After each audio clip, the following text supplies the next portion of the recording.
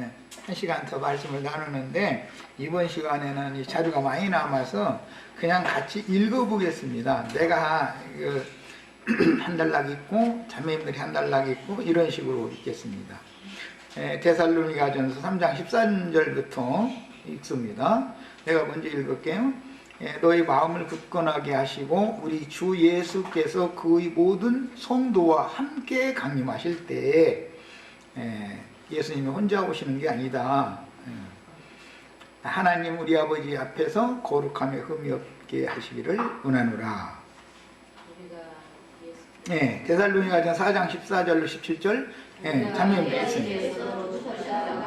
다시 살아가심을 믿을진대 이와 같이 예수 안에서 자는 자들도 하나님이 그와 함께 데리고 오시리라.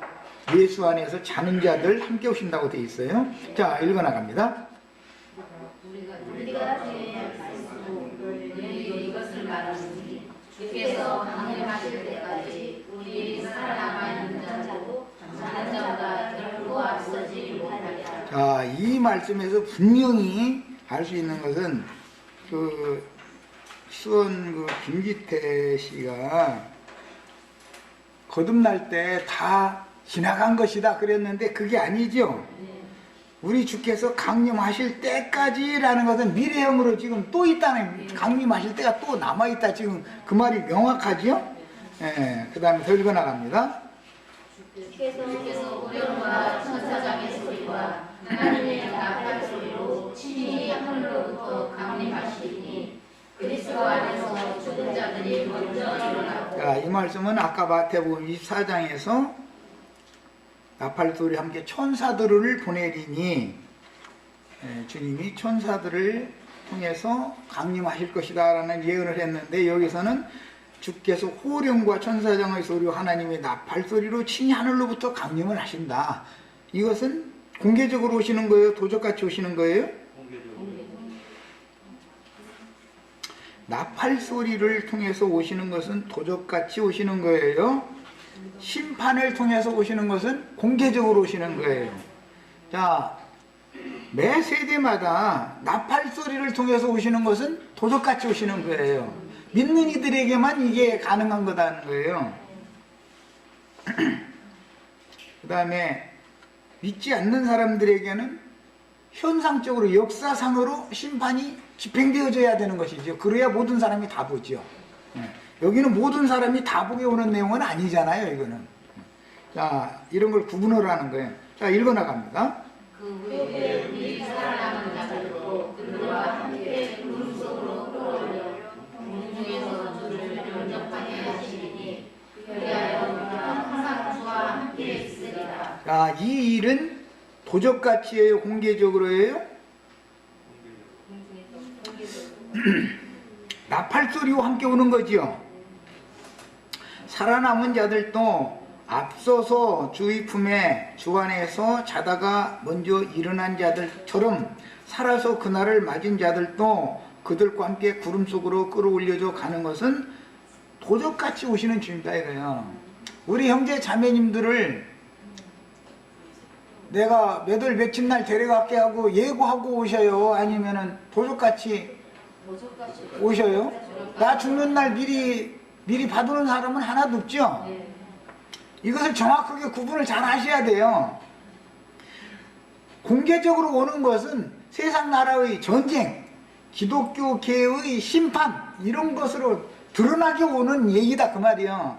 그러나 이것은 모두 개인을 데려가시는 얘기라든지 죽은 자들이 무덤에서 일어나는 것을 육신의 눈으로 사람들이 볼 수 있어요? 없어요? 없죠. 도적같이 오시는 얘기지요. 지금 주 안에서 자는 자들, 이것을 정확하게 구분하시라고 내가 일부러 그래 자꾸 질문한 거예요. 헷갈리시면 안 돼요. 자, 더 읽어나갑니다. 이제 환난을 받는 너희를 우리와 함께 안식으로 바꾸시는 것이 하나님의 분이시니 주 예수께서 자기의 능력의 천사들과 함께 하늘로부터 불꽃 가운데 나타나실 때는 공개적이죠. 임하는 것은 비밀이지만 나타내시는 것은 공개적이죠. 내 속에 임하시는 것은 성령이 내 속에 임하실 때는 강림, 파루시아 충만한 임재한다. 이것은 비밀이죠. 믿는 사람들에게 있는 일이니까. 그러나 내 속에 나와 함께 계시던 그분이 내가 주와 함께 영광 중에 나타나는 것은 공개적이죠. 어떤 언어 표현을 볼 때 이렇게 구분을 하는 거다. 그래요? 자, 나타나실 때 하나님을 모르는 자들과 우리 주 예수의 복음에 복종치 않는 자들에게 형벌을 내리시리니 이것은 공개적이잖아요.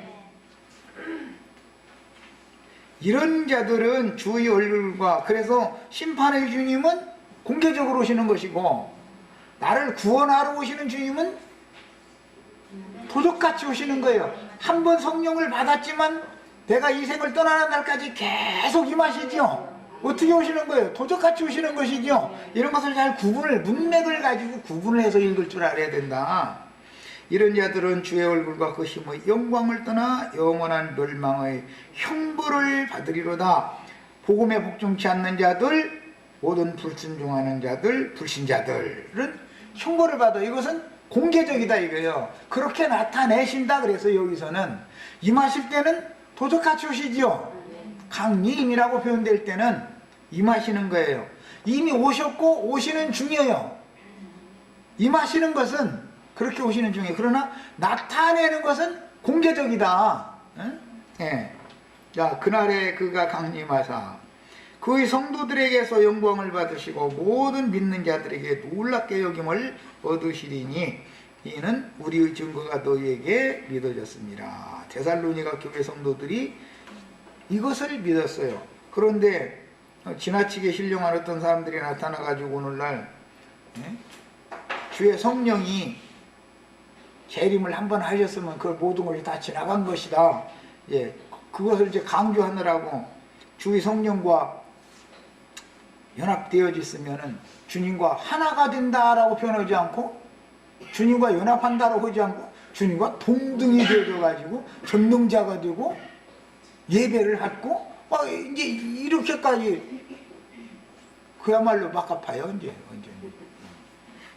그런 식이면 안 되죠. 그럼 왜 그런 생각을 하게 됐을까를 곰곰이 생각해 보면은, 재림에 대한 지식이 없어서 구속사에 대한 기본적인 언약사를 이루시는 하나님 행정에 대해서 너무 모른다라는 것밖에는 뭐 다른 얘기가 필요가 없어요. 데살로니가 후서 2장 7절로 8절에 불법의 비밀이 이미 활동하였으나 지금은 그것을 막는 자가 있어 그 중에서 옮길 때까지 아니라, 이것은 천년이 살 때까지라고 이제 똑같은 용법이에요. 이방의 충만이 살 때까지 똑같은 용법이에요. 그러니까 불법의 비밀은 사도시대 때 이미 활동하였지만, 즉 가라지씨를 덧부리는 자들이 이미 그때도 활동을 했지만 그가 공개적으로 나타나는 것을 막는 자가 있다. 그래서 막는 자는 당연히 주님의 성령께서 하시는 일이죠. 언제 나타나게 하려고? 이방의 충만이 채워질 때까지, 그게 차야만 나타나야 되기 때문에. 언제 나타날 거냐? 계시록에서 그게 짐승들이 사람들을 미혹해서 짐승표를 받게 하는 때, 그게 공개적으로 짐승들이 활동하는 때잖아요. 그래서 그게 전에도 없고 후에도 없는 컨 환란의 때다, 이렇게 표현을 했어요. 그때 불법 판단자가 나타나리니 주 예수께서 그 입의 기운으로 그를 죽이시고, 그때 나타난 그는 7번째 산에서 8번째 왕이 나타난 때지요. 그런데 두 짐승을 계시록 19장에 보면 100마를 탄 군대 장관께서 그 입의 기운으로 다 죽이면서 싸운다 그랬죠. 심판하면서 싸운다, 다 죽이더라, 이렇게 돼 있죠. 거기서 계시록 19장에서 이 말씀이 실현이 되는 거예요. 자, 이제 계시록 1장 7절에 볼지어다 그가 구름을 타고 오시리라. 여기는 메타라는 용어가 사용이 됐다. 마태복음 24장이나 26장에서 구름 타고 오신다라고 동일하게 타고 오신다라고 번역됐지만, 거기서는 에피라고 하는 전치사가 사용이 됐다라는 거 이미 내가 여러 번 말씀드렸어요. 에피라는 말은 뭐뭐 속에, 뭐뭐 곁에, 뭐 이제 그런 여러 가지 의미가 있지만, 에피라는 그 전치사는 여기서 메타라는 전치사는 무엇 중에 무엇과 함께, 중에라는 건 어몽이라는 영문으로 어몽이라는 뭐뭐뭐 중에 그런 뜻이잖아요. 그런 뜻이에요. 지금 우리 중에 함께 계신 것과 우리 속에 우리 안에 계시는 것은 다른 얘기죠. 구름 같은 증인들이 교회 중에 계신 것과 예수 그리스도의 생명의 성령이 내 속에 들어와 계신 것은 개념이 다르죠.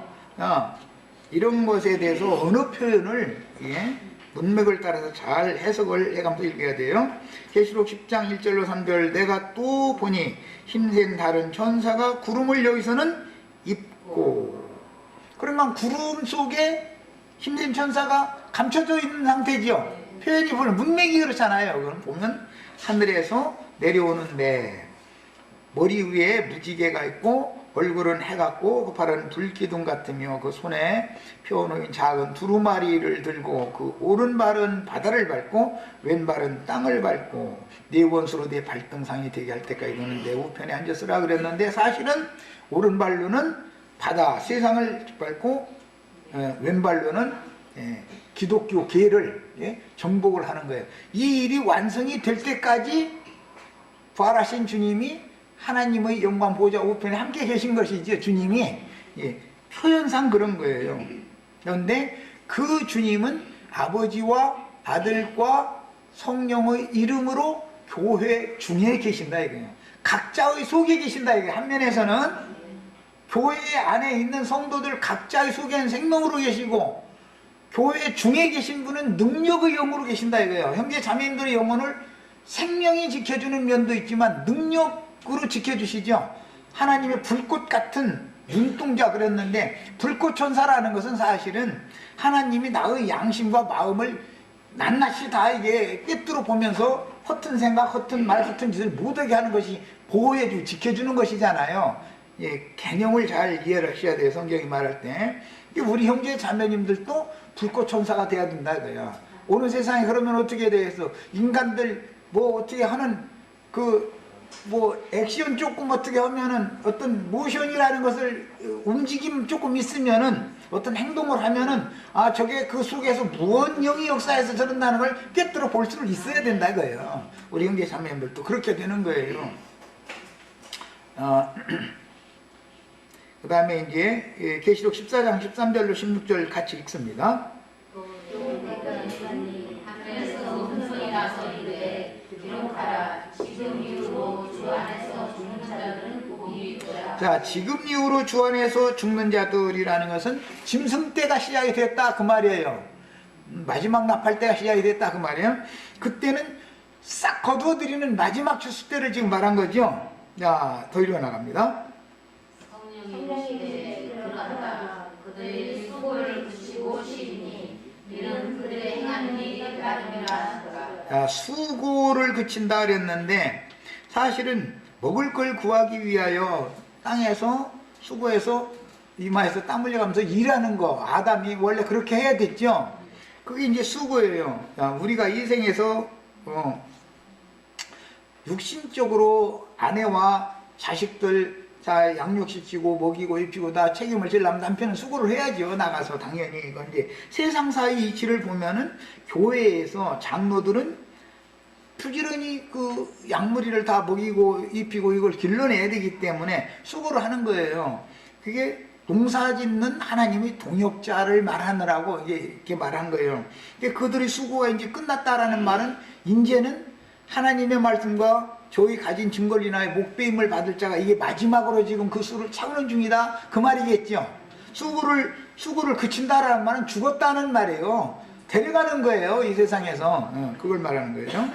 자, 또 읽어나갑니다.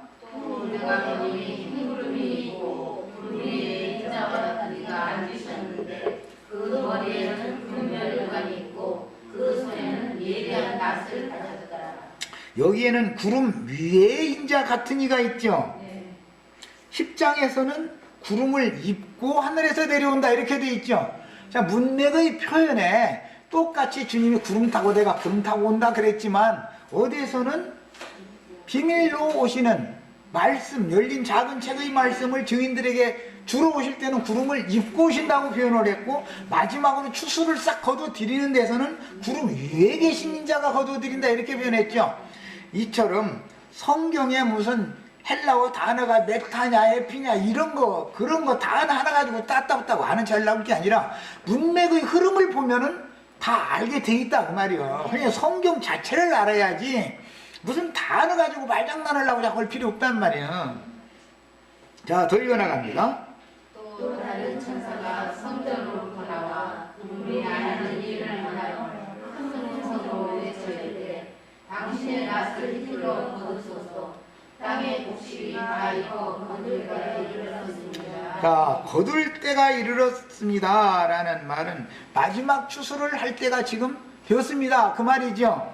자, 그러니까 구름 위에 앉으시니가 낯을 온 땅에 휘둘러서 거두는 것은 모든 사람이 짐승의 이름이나 그 이름의 수를 이마에나 표에 손에 표시를 받지 않으면 수가 몇이든지 다 죽이더라. 공개적으로 이런 게 드러난다 그 말이죠. 아직 우리는 그런 때를 당하지 않았기 때문에 설마 이 말에 믿는 사람들을 세상 정치 권세와 기독교계의 음력 7뿔들이 서로 연합해가 결탁해가지고 진실한 믿는 이들을 다 이렇게 죽이겠냐? 그러고 그걸 안 믿어. 그런다. 성경에는 그렇게 돼 있으면 그냥 믿어야지. 성경이 그런다고 돼 있으면 마지막 이렇게 해서 죽임을 당한 자들 이들까지만 첫째 부활로 일어나죠. 20장에 보면 하나님의 말씀과 저희 가진 증거로 인하여 복병을 받은 자들 첫 번째, 그 다음에 짐승의 이름이나 그 이름의 수를 이마에나 손에 표시로 받지 않은 자들이 살아나서 보좌들이 앉아서 심판하는 권세를 가졌더라 이렇게 돼 있죠.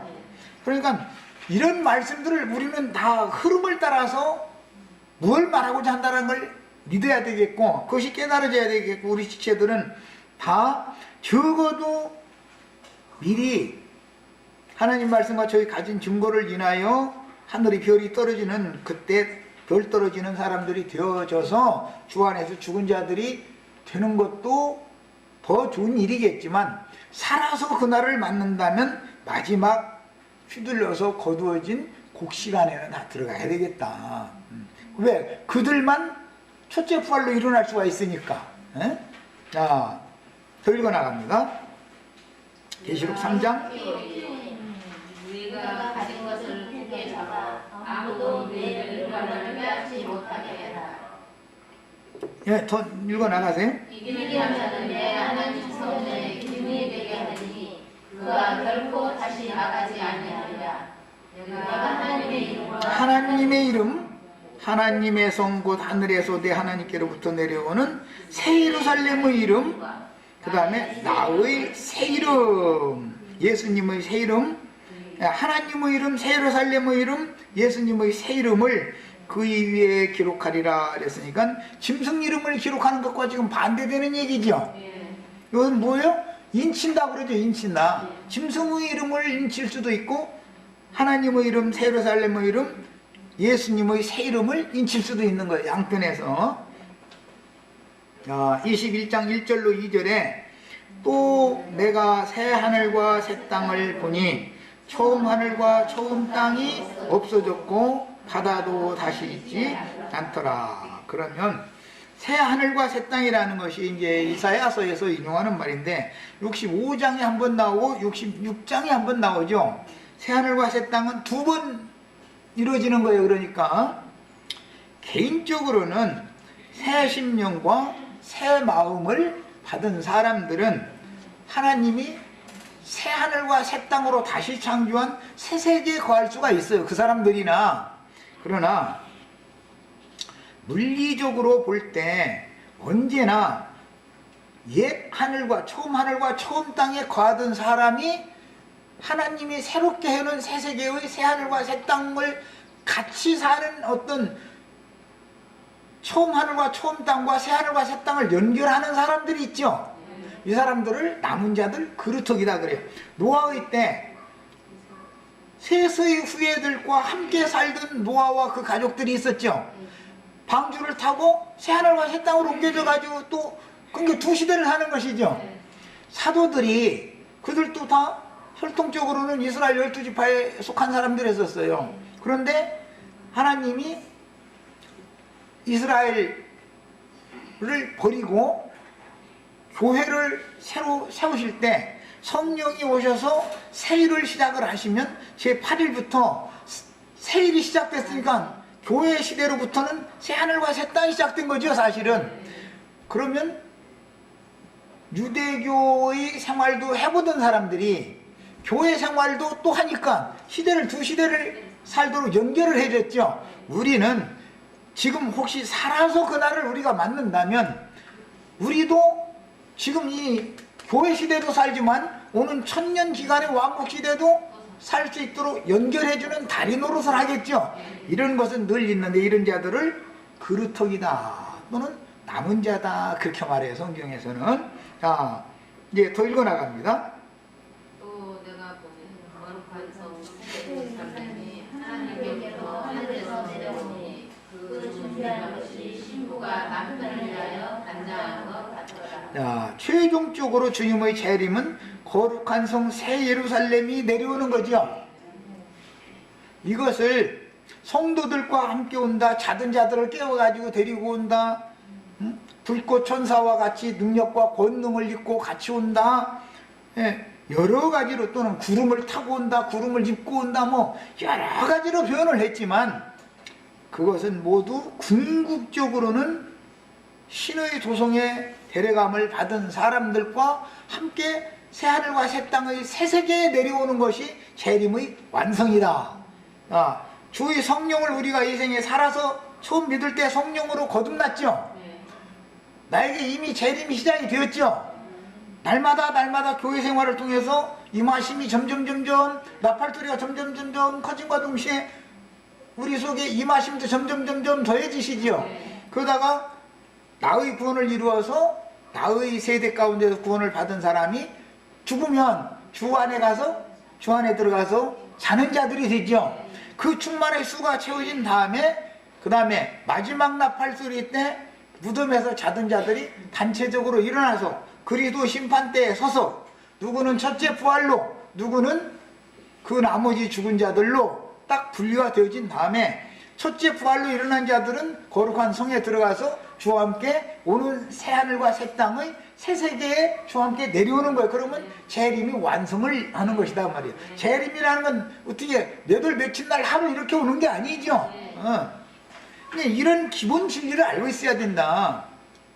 그러면 그 나머지 죽은 자들은 언제까지 그러면 거냐? 천년이 차기까지만 다시 살지 못하더라 이랬으니까 천년이 차면 크고신 보좌의 심판대 앞에 음부도 사망도 죽은 자들을 다 내어주게 마련이기 때문에 그때 부활되는 자들은 생명의 부활로 일어나는 게 아니라 심판의 부활로 일어나는 것이다. 심판의 부활로 그때 일어나가지고 이제 생명체계 동명이 다시 회복이 되어지면 이스라엘 12지파가 교회시대 전개한 동안 끊어졌다가 버림받았다가 천년왕국이 시작되기 직전에 12지파의 인침을 받아서 이스라엘의 신앙이 회복되어지면 죽었다가 끊어졌다가 다시 접붙임 받은 것이고 살아나는 것이죠. 그런 것처럼 교회 시대에 첫째 부활로 일어나지 못하고 그 나머지 죽은 자들이 천년이 찬 다음에 생명체계에 다시 농명이 되어지면 그들은 백성으로 영세에 들어가는 것이지 왕으로 타라 들어가는 건 아니다 말이에요. 이게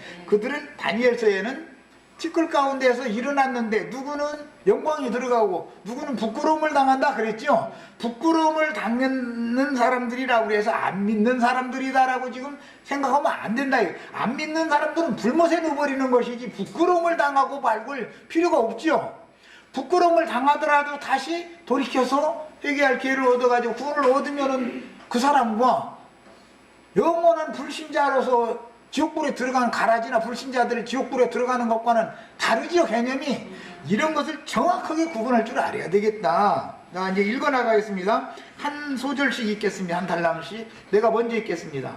먼저 이방인의 충만함이 채운 후에 경륜적인 재림이 반드시 이루어지고, 재림은 시작해서 과정을 거쳐서 완결한다 그 말이에요. 재림이라는 게 그냥 단순하게 몇월 며칠 날 하루에 부가 되고 그런 얘기가 아니다 이거는. 이스라엘 12지파의 신앙 회복과 천년기간의 왕국이 실현되며 그 천년이 찬 후에는 세세토록 아버지의 왕국이 이루어지는 인용한 성경들은 기록된 명백한 진리입니다. 자, 일단 여기까지 읽어 놔두고 저 우리 지체들이 그 나머지 단락 읽습니다. 이어가는 거 다 읽죠.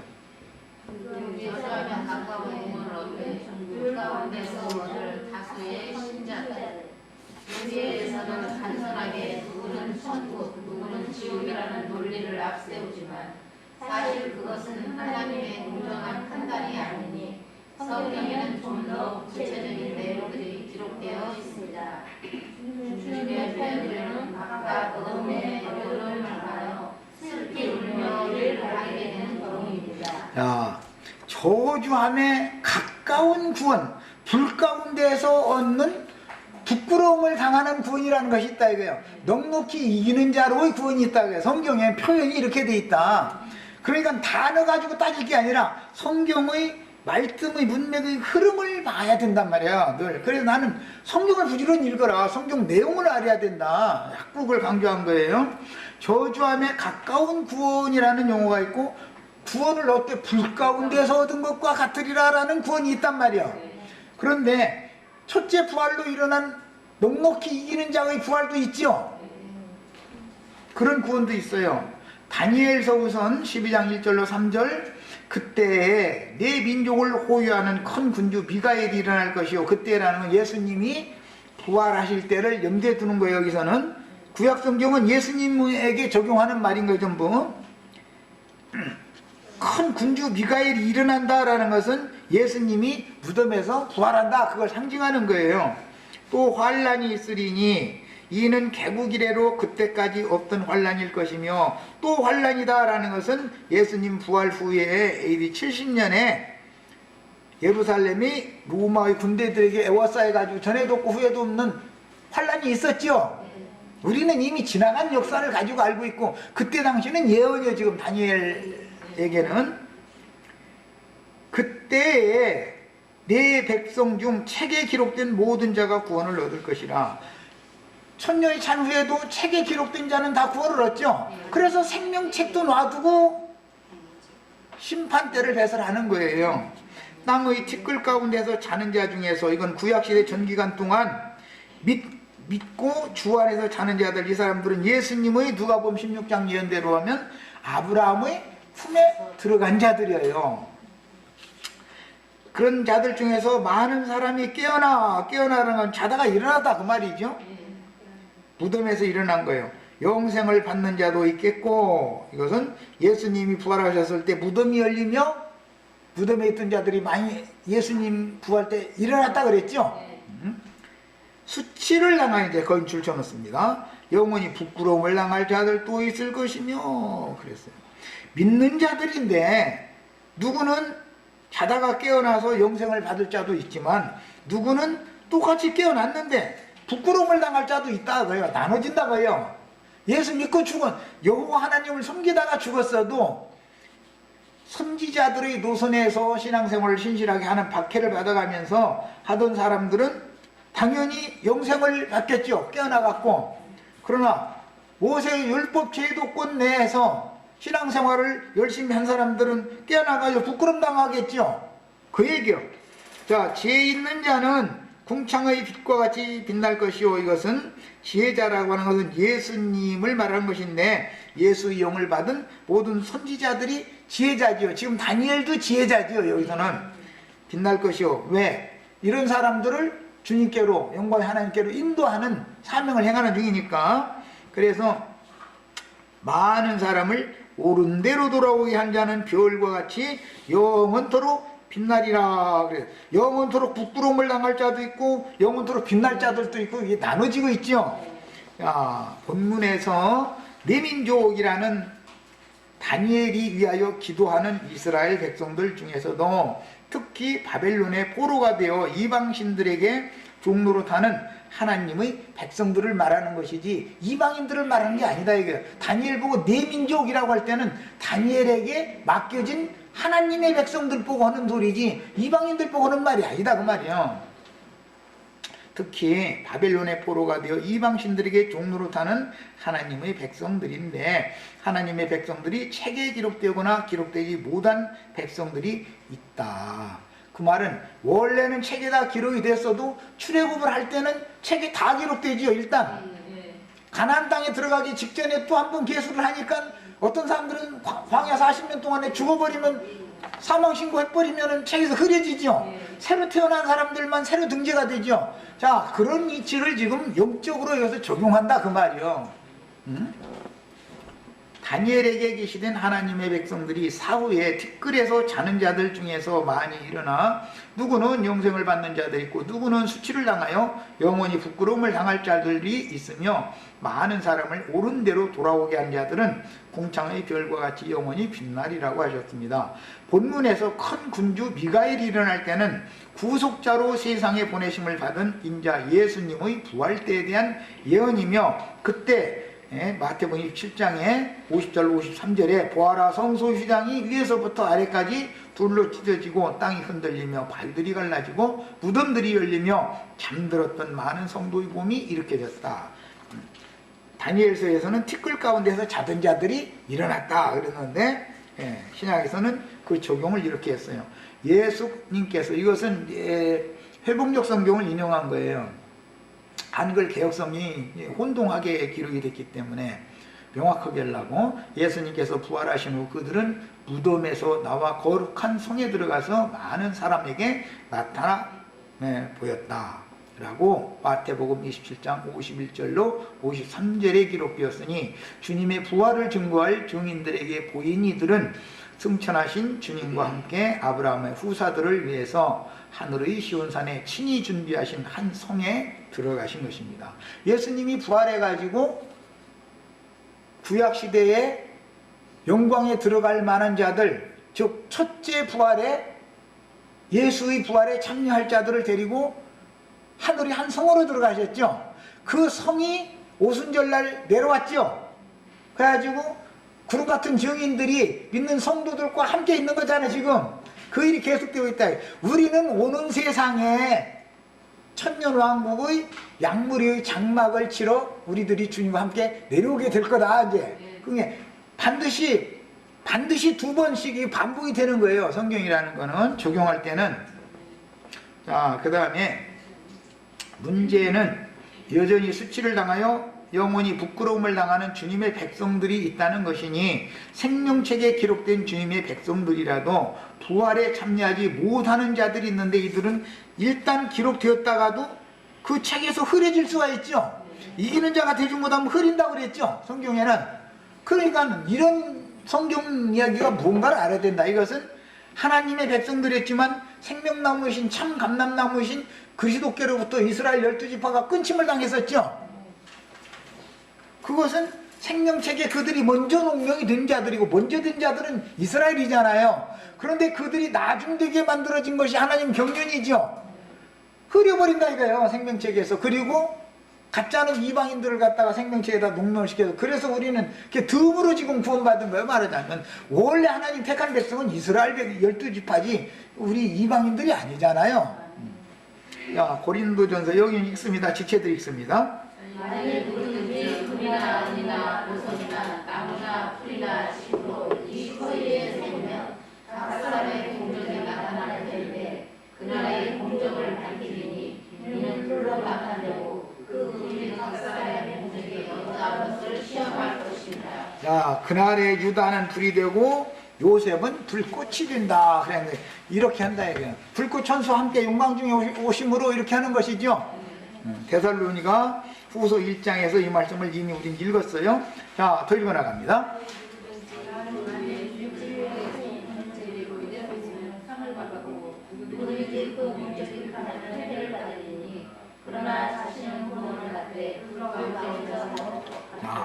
누구의 공적은 불탈 수가 있고, 불타면은 믿었는데도 그 공적이 불탈 수가 있죠.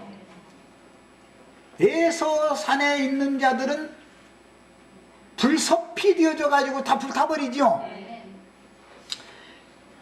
그러나 불타지만 자신은 구원을 받되, 어디서 받는다고? 불 가운데 불 가운데서 받는다. 심판을 몸으로 경험을 한다 그 말이야. 그러면 뭐가 돼요? 그루터기가 되겠죠. 심판을 몸으로 경험을 하고 살아남으면 어떻게 돼요? 오는 세상 새하늘과 새 땅의 땅에 거하는 자들을 위한 그루터기가 되잖아요. 이것은 제일 좋은 구원이 아니죠. 하나님의 경륜이라는 것이 있다 이거예요. 육신대로 하자면 제일 좋은 구원을 받은 사람은 사도들 때는 야고보나 스데반이나 이런 사람들처럼 순교자가 되어져 가지고 구원을 받아버리면은 제일 좋은 구원 받은 것이죠. 그런데 나머지 11 제자들, 7 집사님들 하나님이 살려놓아야죠. 왜? 새 시대를 또 복음을 또 전해야 되니까. 그러면 그 개인들로 봐서는 제일 좋은 구원을 받은 것은 아니지만 그들에게 맡긴 사명이 있어서 기회를 한 번 더 주고 사명을 충성되게 한 자들에게는 오는 세상에서 제일 좋은 부활에 참여하게 해준다 그 말이단 말이야. 지금 한 얘기 잘 이해를 하셔야 돼요. 하나님은 반드시 어떤 사람에게 실패가 있어도 반드시 한 번의 기회를 더 주셔요. 잘 할 수 있도록 기회를 주는 거예요. 그러니까 우리만 구원받고 말해야 되겠어요? 이제라도 최선을 다해서 전도를 해놔야 되겠어요? 우리한테 전도를 받은 사람, 우리는 제일 좋은 부활에 들어간다 할지라도 전도를 받은 사람들이 몸으로 불 가운데서 구원을 얻었다 해서 완전 심판받은 게 아니고 그들이 오히려 사명을 행할 기회를 또 준다 이거예요. 이스라엘 12지파 인을 맞을 사람들은 살아서 몸으로 그날을 경험한 사람들이겠죠.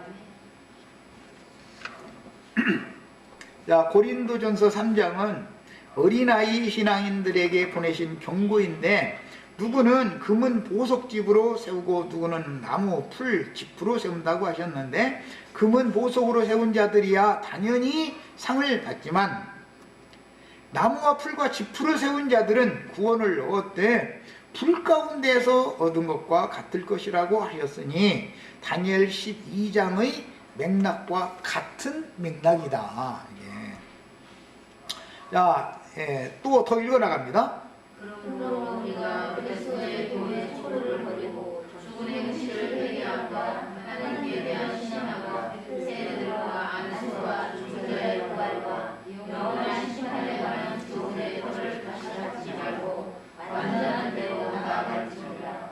하나님께서 허락하시면 우리가 인사리라. 한번 빛을 받고 하늘의 인사를 바꾸고 성령의 참여한 바를 되고 하나님의 선한 말씀과 내세의 능력을 바꾸고도 타락한 자들은 다시 새롭게 하여 회개하게 하시옵나니. 자, 광야에서 엎드러져 죽은 사람들을 설명한 다음에 이 말씀으로 간 거예요. 이건 이미 다 초보의 도를 믿고 구원을 얻은 사람들이죠. 그런데 타락해버렸어. 예수 잘 믿다가 타락한 거 참 많죠. 이름이 그럼 흐려지는 거예요? 그냥 계속 명명되어 있는 거예요? 흐려지는 거예요. 그 얘기요 지금. 자, 더 읽어나갑니다. 이는 그들이 하나님의 아들을 다시 십자가에 못 박아 드러내놓고 욕되게 하니라. 오늘날 그런 사람들이 지금 생겼는데 이건 너무 엉뚱해가지고 뭐 이 사람 주제도 사실 못 들어가는 건데 이거는 좀 어쨌든 이 신앙이라는 건 변질이라는 게 올 수도 있다. 이제 경고예요. 자, 더 읽어내갑니다. 땅이 그들의 자녀들이 문제를 쳤어요. 바깥한 자들이 있으에 땅같은 채소를 내면 하나님께 복을 받고 만일 가시와 무기를 내면 버림을 나가고 저주함에 가까워 그 마지막은 불사름이 되리라.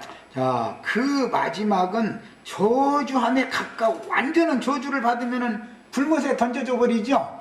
그런데 저주함에 가까운 아주 완전 저주는 아니고 참 성경 표현이 너무 재밌어. 저주함에 가까운 구원을 얻되 불 가운데서 얻는다. 저주함에 가까운 구원을 받는다. 그래서 그 마지막은 불사름이 된다 이랬어요. 이것은 구원을 받은 사람들이라 할지라도 다 똑같은 구원이 아니다라는 것을 의도적으로 지금 성경이 밝히고 있는 것이다. 그래서 첫째 부활에 참여한 자들 있고 그 나머지 죽은 자들이라는 것이 구원을 못 받았다는 말이 아니에요. 구원을 받았는데 첫째 부활에 참여한 자들은 넉넉히 이기는 자로서 구원을 받은 것이고, 그 나머지 죽은 자들은 어린아이 신자들이다. 초보의 도에만 붙잡혀 있어가지고서 나는 다 됐다고 타락해버렸다. 영적으로 나는 다 됐다 하면 타락하는 것이죠. 나는 뭘 다 이루었다, 나는 다 얻었다, 이런 벌써 더 이상 진보가 없다 이거. 그건 그냥 그 자리에서 죽는 것이, 광야에서 어디까지 가가지고 거기서 딱 떨어져 죽는 게 상징이요 이것이. 예, 그런 일이 있다는 거예요. 그런 사람들은 그 마지막이 저주함에 가까워, 이 생을 떠난 마지막이죠. 저주함에 가까워 불사름을 받는 그런 구원이다, 그런 거예요.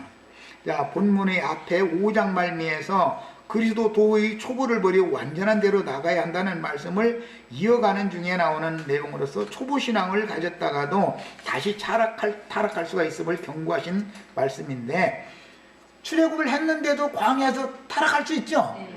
어디까지 갔다가 거기에서 죽으면 그 사람의 구원은 거기까지만 이룬 것이다 이거예요. 이런 것이 신약시대에도 똑같이 반복되는 것이다. 영적 적용이에요. 이것은 그들의 결국은 저주함에 가까워 그 마지막은 불사름이 되리라 라고 경고하십니다.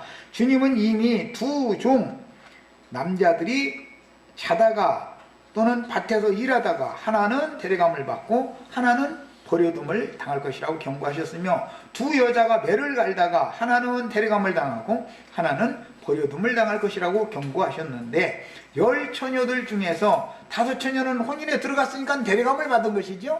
5처녀는 혼인에 들어가지 못하고 문이 닫혔으니까 버려둠을 당한 상태죠. 야, 그들은 구원을 못 받고 주님의 오심을 기다리지 않는 사람들이 아니죠. 다 예수를 믿은 사람들을 말한다 이거예요. 자, 한 시대가 바뀌는 경륜적인 시대의 전환기에는 심판 전 시대와 심판 이후 시대를 연결하는 인맞은 종들이 세상에 남게 마련이고, 자, 종들이, 어떠한 종들이 남으면 그에게 붙은 양무리가 있겠죠. 네. 그들은 세상에 남지만 반드시 교회 중에서 남게 되고 오는 세상의 전도자들이 되므로 노아의 가족들과 방주, 사도들과 교회, 그리고 인맞은 12지파와 참 장막에 대한 이상이 밝아져야 합니다. 이건 많은 설명 필요하지만 영적으로 다 시간이 없어서 빨리빨리 이어나가려고 굉장히 중요한 말이에요. 이게 노아의 때 방주로 말미암아 구원을 얻은 자들 외에는 다 불신자들이 아니고 셋의 후손들이 가인의 후손들과 섞여 살았었다. 그 다음에 그러다 보니 세 부류로 나눠지겠죠. 방주로 구원을 받은 노아와 그 가족이 나올 것이고, 가인의 길에 행하던 자들이 나올 것이고, 셋의 후예들이 나올 것이다 이거예요. 셋의 후예들 다수와 가인의 후예들이 싹 심판을 받았지만 노아의 방주에 탄 사람들은 구원을 받았어요. 이게 흑백 논리로 딱 나눠지는 게 아니라 이제 세 부류로 나눠지죠. 이런 일은 매 시대의 전환기에 매번 있는 것이다 그 말이에요. 매번. 예. 자, 그래서 사도시대에도 모두 이방인들이 아니고 유대교인들, 가라지들이에요. 동시대에 제자들과 제자들이 무리가 있었죠. 교회 무리가 있었어요. 이방인들이 또 있었죠. 세 부류로 당연히 나눠지게 돼 있다. 오는 시대에도 인맞은 이스라엘 12지파와 함께하는 주의 장막 생활을 할 양무리와 염소무리가 있고, 하늘에서 내려온 천년 왕들이 있겠지 이제 드디어 그때사. 그런데 오늘날 천년 왕 노릇을 한다고 뭐 일곱째 날에 이러면 뭐 하나님과 동등되고 뭐 왕이 되고 뭐 아주 여러 가지를 해놔. 정신이 하나 없네. 왕이 되고 뭐 하나님과 동등되고 천년 왕노릇 한다고도 했고, 하나님께 예배 받는다고도 했고, 하나님과 동등된다고도 했고, 뭐 하여튼 그냥 땅에서 현재 그냥 여러 가지 다 돼버렸어 미리. 이거는 하나님의 경륜에 대한 지식이 너무 없다. 그냥 한마디로 말 그렇게밖에 얘기할 수가 없어요. 계시록에서 첫째 부활에 참여한 자들과 그 나머지 죽은 자들이 나오고, 성에 들어간 자들과 성 밖에 버려둠을 당한 자들이 나오고, 성 밖에 버려둠을 당한 자들의 누구는 최후로 불못에 던져질 것임을 경고하십니다. 성 밖에 버려둠을 당할 자들이고 성 안에 들어갈 자들이 있죠. 그 다음에 불못에 들어갈 자들이 있고 성 밖에 버림을 당한 자들과 성 안에 들어간 자들 세 부류로 또 나눠졌죠. 이런 것이 하나님의 경륜이라는 걸 알아야 된다. 이런 것을 공의의 심판이다 그러는 거예요. 주 안에서 자다가 마지막 나팔 소리와 함께 부활로 일어났을 때 단번에 첫째 부활에 참여하면 가장 좋은 것이고, 그 나머지는, 그런 경우는 사도시대 때는 야고보, 스데반 이런 분들은 그냥 예수님 다음에 바리스 따라가 버렸죠. 그러나 사도들은 살아서 90이 넘는 날까지 종일을 수고를 해야 되는 거예요. 종일을 아주. 아니, 이런 새벽에 부름 받아가지고 그냥 해 떨어질 때까지 그냥 수고를 하는 거예요. 그런데 만약에 우리 형제 자매님들 같으면 마지막 주님 오실 때 1시간만 일을 했더니 딱 끝나버린 거예요. 종결기가 다 해가 져버렸어. 그런데 품삯은 똑같이 줘버려. 그런데 누구한테 먼저 주냐면 1시간 일한 사람부터 먼저 오라 해가지고 삭을 줬다는 거예요. 이게 참 헷갈리는 일이죠, 이게. 그러면 1시간 일이라는 것이 종일 일하는 것처럼 그렇게 평탄하고 안일한 가운데서 일하게 돼 있지 않다라는 걸 우리는 벌써 감안할 수가 있겠죠. 당연히 하나님은 뭐든지 공의롭게 하는 분인데 그 1시간 동안 일하는 건 떼뼈떼서 아주 그냥 막 완전히 그것은 목숨 내놓고서 그냥 해야 되는 일인 것이고, 기왕이면 나처럼 이게 오래 하시질 말고 1시간 동안 딱 사역할 수 있는 사람들 길러내시는 것도 영광이에요. 그것도 그렇게 해서 전도를 열심히 하셔야 돼요. 이와 같이 신앙세계의 모든 성도들은 정확하고 공정한 판단을 받게 되므로 우리는 그리스도의 심판대를 넉넉히 이기는 자로 판단을 받도록 신앙의 경주를 해야겠습니다.